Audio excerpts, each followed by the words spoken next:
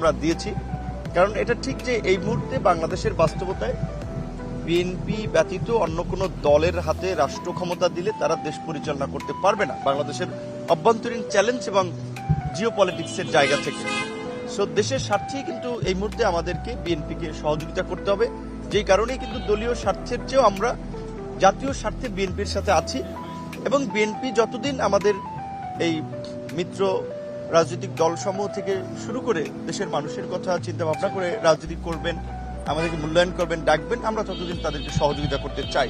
কারণ এই বাংলাদেশের গত 5 দশকে আমরা দেখেছি যে বাংলাদেশের যেই জায়গাটিতে যাওয়ার কথা ছিল দুর্নীতি দুঃশাসনের কারণে সেই জায়গাটি যেতে পারে নাই।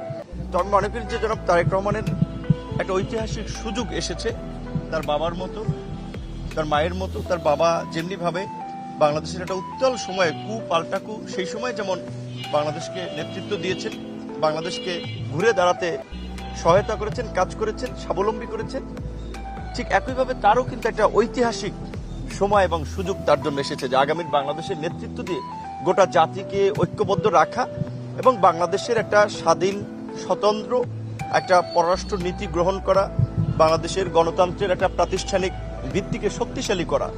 তিনি ইংল্যান্ডের মতো একটা দেশে থেকেছেন, সেই সময় দেশের গণতন্ত্র উন্নয়ন দেখেছেন, সেই বিষয়গুলো আমরা আলাপ আলোচনা করেছি। আপনারা কি আশ্বস্ত কিনা আজকে?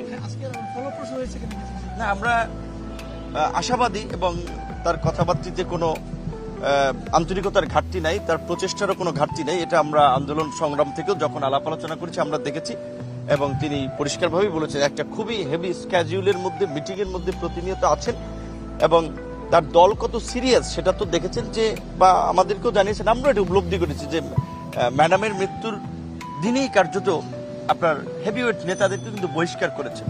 তো এরপরেও আরো যে জনের পদক্ষেপ নেওয়া দরকার তারা সেটা বিশেষ করে মিত্রদেরকে জেতানোর জন্য বা মিত্রদেরকে সহযোগিতা করার জন্য তারা নিবেন, এটা চেয়ারম্যান সাহেব, মহাসচিব সবাই আশ্বস্ত করেছেন এবং আমরা আশাবাদী।